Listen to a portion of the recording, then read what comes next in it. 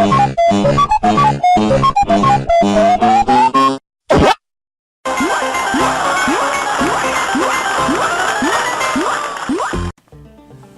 YouTube, Voan here today, and today we're gonna review this nice little adapter here from Retrobit. This is called the Super Retro Advance adapters. It's quite processed the same way as the RetroGens and the retro ports that Retrobit released earlier. I reviewed those two adapters already, so if you want to check those out, you can go to my earlier videos. But yeah, this is what this adapter will do is that it will allow you to be able to play all your favorite Game Boy Advance game like these on your Super Nintendo. So a lot of people, when Nintendo releases the Game Boy Advance, as we know, Nintendo does have quite a handful of Super Nintendo ports that were ported to the Game Boy Advance, like Yoshi's Island here. I also have the Super Nintendo version of this game, but yeah, you could play this on the Game Boy Advance, and if you want, you can also play this on the GameCube's Game Boy player too, to make it have the same experience as the Super Nintendo versions. However, what you can't play on the Super Nintendo, however, are games like these. So these are exclusive Game Boy Advance games. These are brand new games that were released on Game Boy Advance and only Game Boy Advance. So there are Fire Emblem games on the Super Nintendo as well, but they play nothing like these ones. And if you ask me, I enjoy Fire Emblem the way they were like these. The Super Nintendo or Super Famicom Fire Emblem games are good too. They just doesn't process the same way as these one though. So yeah, and what you can do is with this adapter, it will allow you to finally get to play these games on a console that could be able to handle these kinds of games. Of course, if you got the Game Boy player, you don't really need this, but if for most of the few retro Super Nintendo owners that still has a Super Nintendo, this is your chance to actually get to play these kinds of games, because remember, after the Super Nintendo, after Nintendo ended support for the Super Nintendo, games like these don't come out anymore. Especially, they do come out, they just don't come out on consoles. So once all the console games jumped to the 32-bit, 64-bit era, then all games started turning to 3Ds and all this stuff, and there's no 2D games like this anymore until the GBA finally came out. So the only way to play these great 2D games again is to get something like these, or get the Game Boy player and just play it on your nice TV. So this is basically what the Super Retro Advance would do. This is adapter is released by Retrobit. As you can tell, it looks similar to that of the Super Game Boy a little bit. Even has a link port right here too, for you to link it to another Game Boy Advance system. That's good if you want to trade Pokemons or play multiplayers in some games. This Fire Emblem games also has a multiplayer that you can play with friends too if you want that. I don't have any friends, so I do have, but I don't have them. They don't really play Game Boy Advance game anymore, so yeah. Also, yeah, this will allow you to play on your Super Nintendo for your TVs. So as you can see, there's this plug again for the AV out, similar to the Retro Gens and the Retro ports.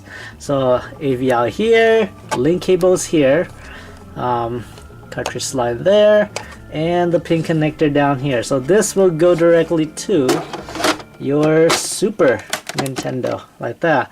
Also, if you're playing it on a Super Nintendo, you need to connect this. This is the AV out, similar to the same AV out that the AV cable that came with every other Retrobit adapters.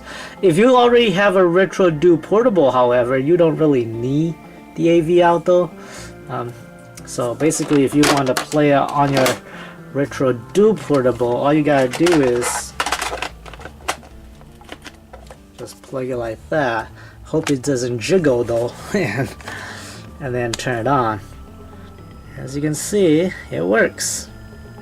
So, and this is just in case if you don't have a Game Boy Advance. So if you don't have a Game Boy Advance and you have a Game Boy Advance game and this, you can buy this adapter and just play it as if you do have a Game Boy Advance. Now it only supports the B and A button, so you can only use B and A. It processes the same way as the Game Boy player. L and R still functions the way they are, and start and select as well. So here we have all the chapters that I already completed. But let's test it on the TV, because we know that it will work with the portable just fine, but if you plug it in there, that's how it is. And then let's plug this in. So the plug is on the back. It's usually hard to find that little hole down there sometimes. So there it is. Now let's see how it looks on the TV. So there's the TV up there. I'll get the TV up in accurate. So we got the TV all set up and we got the adapter ready. So let's turn on and see how the game works. So we're playing with the Super Nintendo controllers, and there's Fire Emblem for the Game Boy Advance using this Super Retro Advance adapter here. You can tell the audio is not that loud compared to if you're actually playing this on the Game Boy player, that is. So let's resume the chapter and see how the four famed people plays like.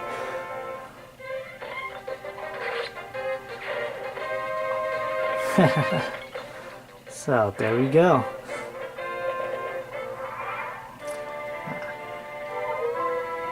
And that character up there, that's one of our allies. We just have to go and recruit him, that's all. So let's see. All of the bad guys are pretty much defeated, I think. Yeah, they're all pretty much defeated, so let's have Ellawood go up there. And or at least we almost have them defeated.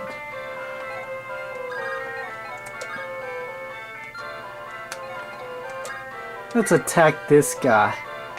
Let's use all the Slim Sword.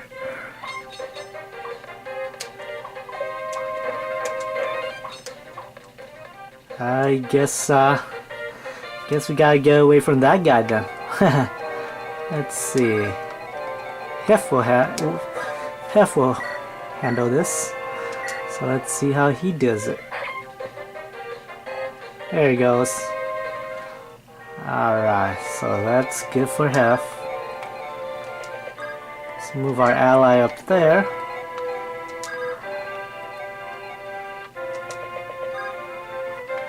Let's visit what they had to say. So this is how interaction in Fire Emblem looks like.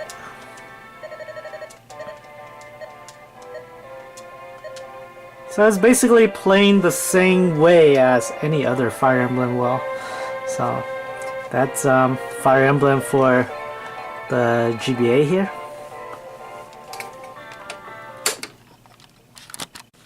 Okay, so Fire Emblem plays very well. Next up, let's try Castlevania, the Circle of the Moon. So let's see how Castlevania plays like. So we plug it in and turn it on.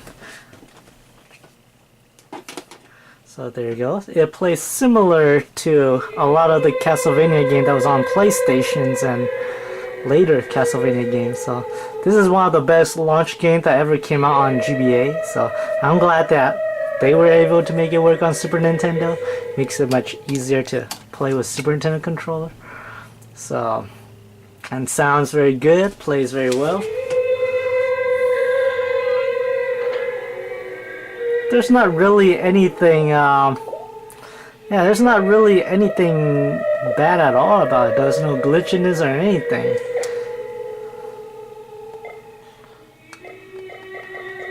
So there's pretty much like a few game files here. So let's see where we are. So yeah, it plays pretty much the same way.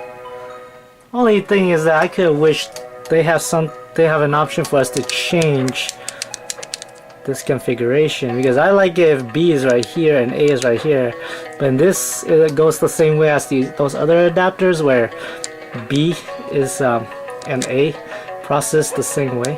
So as you notice, B is regular attack and A is jump, just like how it was on the NES, and L and R are still their usual process.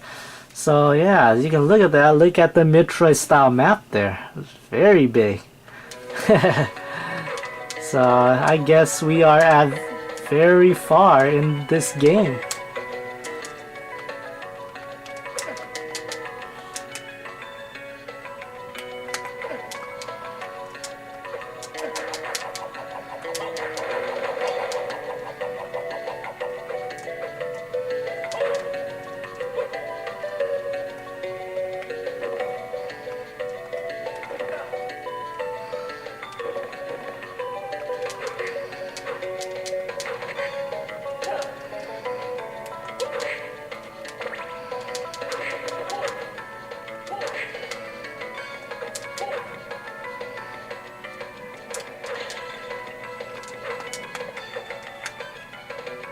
So it plays very well. So that was Castlevania Circle of the Moon right there. Next up, let's try like one more game, and then we'll test some other ones. Let's test a fighting game, Tekken Advance. Also another earlier GBA game that I bought.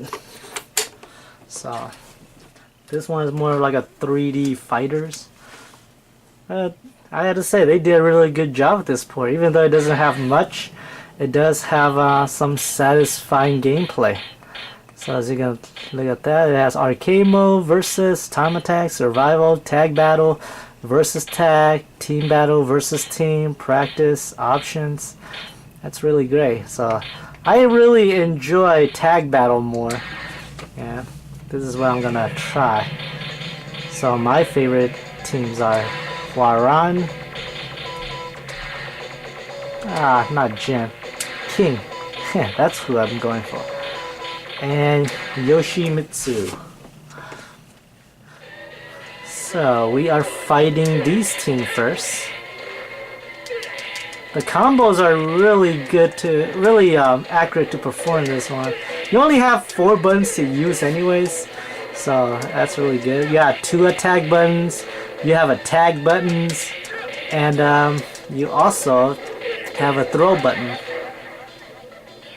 In tag mode, you really only have to beat one person, so but you could tag all your other 2 partners anytime you want to. That's the strategy here, is like having to beat all the other people before they beat your team.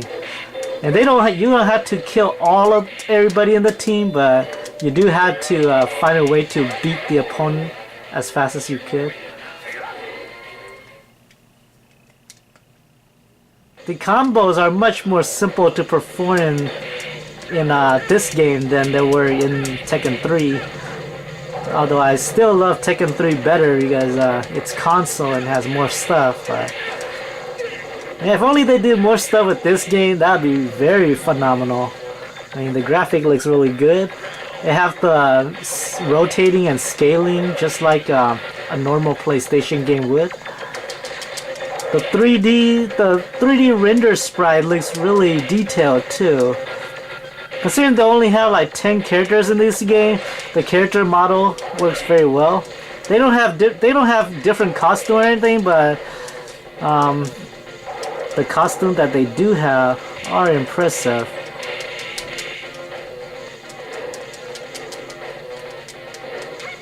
Oh my god. And they have side steps and all that stuff in there too. Side step, run dash, all those nice little combos and strings. I think Yoshimitsu is the only character I knew that have a projectile in this game. And he has a projectile where he has those, he howls those breath at the opponent. It doesn't travel a long way across the screen, but it does something. Yeah, when I first got this game on GBA back in like 2001, 2002, all my friends were very addicted to this game. They were, a lot of them come to my house just to play this game, or just to want to borrow just to play this game because they really enjoy it. And it makes for a very good time killer too. That's pretty much the whole point of me loving fighting games, because they are good time killer. It makes it fun when you're on the road. And I always wanted to play Tekken on the road. Of course, I have other Tekken games, but of all of those portable Tekken games, I enjoy this one more due to the accurate controls and addicting gameplay it has. Pretty sad that it doesn't have anything at the end though. It doesn't have that any rewarding endings or anything, but the gameplays are good enough. Anyways, that's all for Tekken Advance there. So it's a very fun game, and if you're a fighting game fanatics, you might enjoy it. But yeah, that's one of the greater things about GBA. What I'd like to test next is this game here. This is a Game Boy Color game, and this is Duke Nukem. As far as we know, when we test the Game Boy Pocket, this game does not work on a Pocket. And considering that this is a Game Boy Advance adapter, Retrobit, I don't know what clone technology they put in the adapter, but for some reason it won't play this one.